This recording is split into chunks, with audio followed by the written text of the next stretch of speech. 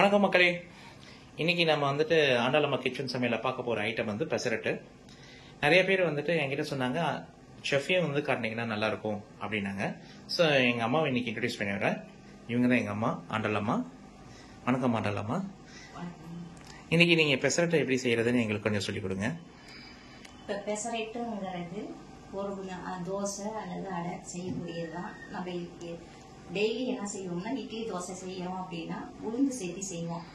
ஆனால் இப்போ வந்து நம்ம வந்து அரிசியும் அந்த உளுந்துக்கு பதிலாக பாசிப்பயிறு வந்து நம்ம கூட ஊற வச்சு நம்ம செய்ய போகிறோம். இதை நம்ம தோசையாகவும் அடையாகவும் செய்யலாம். இது வந்து இரும்பு சத்து உள்ளது. பிபியை கண்ட்ரோல் பண்ணி கொண்டு வரும். குழந்தைகள் வந்து என்ன செய்வாங்கன்னா, பாசிப்பயிறு சுண்டலாக செஞ்சு கொடுப்போம், சப்ஜியாக செஞ்சு கொடுப்போம். அதை சில குழந்தைகள் விரும்பி சாப்பிடுவாங்க, சில குழந்தைகள் விரும்பி சாப்பிட மாட்டாங்க. நம்ம இது வந்து தோசையாவோ அடையாவோ செஞ்சு கொடுக்கும்போது அவங்க விரும்பி சாப்பிடுவாங்க. இது வந்து ஹெல்த்தியான ஃபுட்டாகவும் இருக்கும். இதுக்கு தேவையான பொருள்கள் வந்து அரிசி ஒரு கப்பு, இட்லி அரிசி எடுத்துக்கணும். இது வந்து பாசிப்பயிர் ஒரு கப்பு அரிசிக்கு 1/2 கப்பு பாசிப்பயிறு சேர்த்துக்கணும். தேங்காய் ஒரு கப்பு. இது வந்து ராக் சால்ட்டுன்னு இந்த உப்பு. இது வந்து உடம்புக்கு ரொம்ப ஹெல்த்தியான உப்பு. மற்ற உப்பை விட இது வந்து ஹெல்த்தியான உப்பு. அதனால போதுமான வரைக்கும் ராக் சால்ட் சேர்த்துக்கலாம். இதுக்கு காரத்துக்கு இஞ்சி சேர்த்துக்கிறோம், பச்சை மிளகாய், ஜீரகம், பெருங்காயம். இதெல்லாம் வந்து அந்த அரிசி பாசிப்பயிறு நம்ம ஊற வச்சு வச்சிருக்கிறதோட சேர்த்து மிக்சியில் அரைச்சிக்கணும். ரவை பதத்துக்கு அரைச்சிக்கணும். எப்படி அரைக்கிறதுங்கிறது ஆண்டாளம்மா நமக்கு சொல்லி தர போறாங்க. எப்படிங்கம்மா அரைக்கலாம்? இப்போ நம்ம அரைக்கிறதுக்கு இப்போ அரிசியை வந்து 1 மணி நேரம் ஊற வச்சு, அரிசியும் பாசிப்பயிரும் ஊற வச்சு எடுத்து வச்சிருக்கோம்.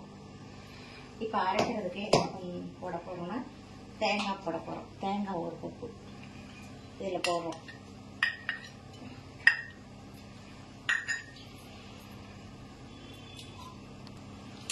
பச்சை மிளகாய் 2 மிளகாய், இஞ்சி, ஜீரகம்,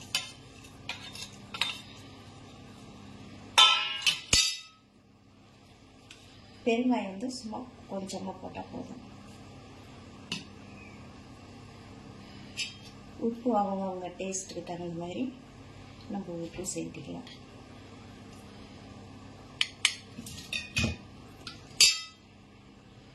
இப்போ ஃபஸ்ட்டு வந்து இதை பொடி பண்ணிக்கலாம்.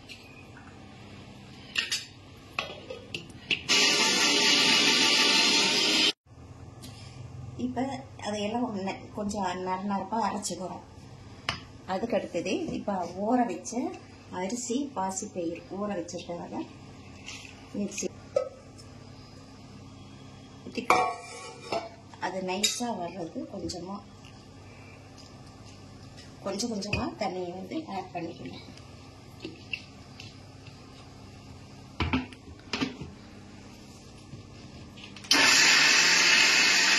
இப்போ அரைச்சது கொஞ்சம் தண்ணி கம்மியாக இருக்குது. அதுக்காக இன்னும் கொஞ்சம் தண்ணி வந்து சேர்த்திக்கணும்.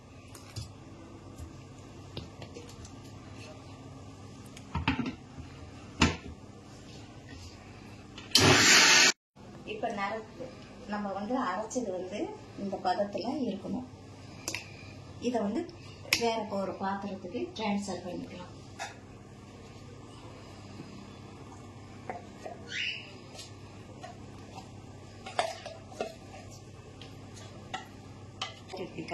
நல்லா கலக்கி விட்டுக்கணும்.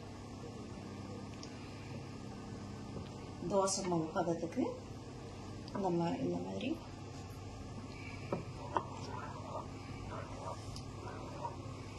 கலக்கிடணும். இதில் நம்ம கொத்தமல்லி இலையை வந்து இதோட போட்டுக்கலாம். கருவேப்பிலை, கொத்தமல்லி.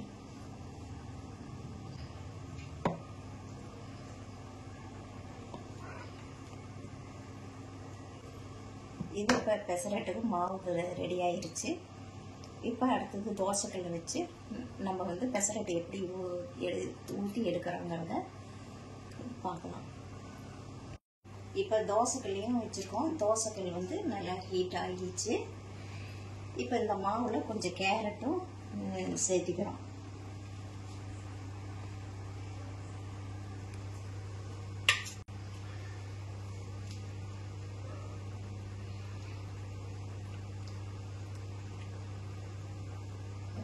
இப்போ நம்ம தோசை வந்து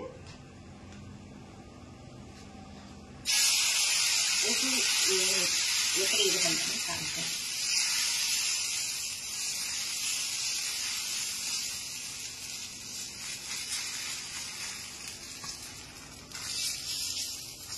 இது வந்து பெசரட்டு அடைனா வந்து நம்ம வந்து கொஞ்சம் மொத்தமாக ஊற்றலாம். இல்லை இந்த கன்சிஸ்டன்சியில் கொஞ்சோண்டு வாட்டரை நீங்கள் ஆட் பண்ணிவிட்டு கொஞ்சம் தின்னாக ஆக்கிறதுக்காக நீங்கள் தோசை ஃபார்முக்கும் அந்த கன்சிஸ்டன்சியை மாற்றிக்கலாம். இப்போ நம்ம வந்துட்டு இன்டர்மீடியட் ஃபார்ம், தோசையும் இல்லை அடையும் இல்லை, ஒரு திக்னஸ் கொஞ்சம் இன்டர்மீடியட்டில் இருக்குது. இதில் நம்ம வந்து நெய் வந்து இந்த மாதிரி வந்து உருக்கி போடுறது நல்லது. ஆனால் இப்படி என்ன பண்ணலாம்னா, இந்த மாதிரி உங்களுக்கு வந்துட்டு தோசையில் போடும்போது அதுவே அந்த சூடில் உருக்கிக்குங்கிறதுனால நம்ம அந்த நெய் வந்து அப்படியே நம்ம போடுறோம். இது வந்து நம்ம பசு நெய் வந்து குழந்தைங்களுக்கு கொடுக்கறது நல்லது. அதனால் வந்துட்டு எப்பொழுதும் வந்து நம்ம பசு நெய் வந்து பயன்படுத்தலாம். இப்போ வெந்துருச்சு. இப்போ இதை வந்து மறுபடியும் இப்படி ஒரு இது திருப்பி போடணும். ஏன்னா மேடையில் மாவு இருக்கும், அதனால் இப்படி திருப்பி போடும்போது இந்த அடியில் பொன்னிறமாக வந்திருக்கு. மறுபடியும் அதை இது பண்ணும்போது அது அடியில் உள்ள மாவுலாம் வெந்து அதுவும் ஒரு பொன்னிறமாக வரும். எல்லாருக்கும் தோசை வாக்க தெரியும். ஸோ இது வந்து எதுக்காக இதை நம்ம திருப்பி சொல்லோம்னா, நமக்கு நிறைய பேர் இதை வந்து வீடியோ பார்க்குறவங்க வந்து புதுசாக பண்ணுவாங்க. ஸோ அப்போ என்ன ஆகும்னா, பாதி பேர் வந்துட்டு இந்த பெசரட்டு பண்ணும்போது அதை வேகிற டைம் வந்து கொஞ்சம் டைம் நார்மலாக இருக்க தோசை மாவோட இது கொஞ்சம் டைம் அதிகமாக எடுக்கும். ஸோ அதனால் வந்துட்டு வி ஆர் எக்ஸ்பிளைனிங் அது எவ்வளோ டைம் எடுக்கும் அப்படிங்கிறதுக்காக. நார்மலாக வந்துட்டு 2 to 3 minutes வந்து இந்த ஒரு தோசைக்கு டைம் எடுக்கும். ஸோ இதை நல்லா நீங்கள் எடுத்து 2 சைடும் பொன்னிறம் வந்ததுக்கப்புறம் நம்ம அந்த சர்விங்க்கு கொண்டு போகலாம். இப்போ பார்த்தீங்களா 2 சைடு பொன்னிறம் ஆயிடுச்சு இல்லையா? இப்போ பாருங்க, இப்போ எப்படி இருக்கு. இதை நம்ம வந்து குழந்தைங்களுக்கு நல்லா சூடாக கொடுக்கும்போது ஹெல்த்தான ஃபுட்டு நம்ம வந்து குழந்தைங்களுக்கு பெரியவங்களுக்கு எல்லாத்துக்குமே கொடுக்குறோம். இன்னொரு தோசை நான் ஊற்றி காமிக்கிறேன்.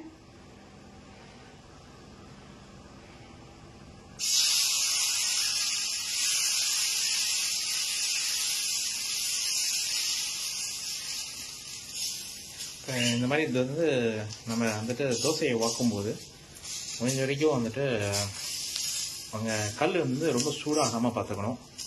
ஏன்னா அதுதான் மெயின் டிப். இதில் கல் ரொம்ப சூடாகிடுச்சுன்னா உங்களுக்கு வந்து மாவு ஊற்றின உடனே பிடிச்சிக்கும்.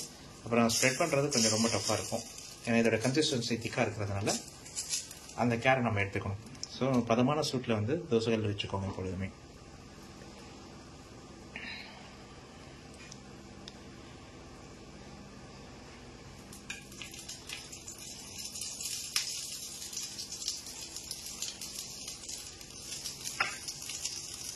ஸோ இந்த மாதிரி வந்து நம்ம வந்து தோசையை வந்து நம்ம வாத்து நம்ம எல்லாருக்கும் நம்ம வீட்டில் இருக்கிறவங்களுக்கெல்லாம் சர்வ் பண்ண போகிறோம். ஸோ இதுக்கு வந்து ஒரு ஸ்பெஷல் சைட் டிஷ் வேணும் இல்லையா? அடைனாவே என்ன ஸ்பெஷல்? அவியல். நம்ம அடுத்த வீடியோவில் அவியல் எப்படி பண்ண போகிறோங்கிறத நம்ம ஆண்டாளம்மா வந்து சொல்லித்தர போகிறாங்க. ஆண்டாளம்மா அடுத்த அடை அவியல் எப்படிங்கிறத எங்களுக்கு சொல்லித்தாங்க. அடை அவியல் வந்து நம்ம பார்க்க போகிறோம் அடுத்து. தேங்க்யூ. எல்லாத்துக்கும் வணக்கம். Thank you. Bye.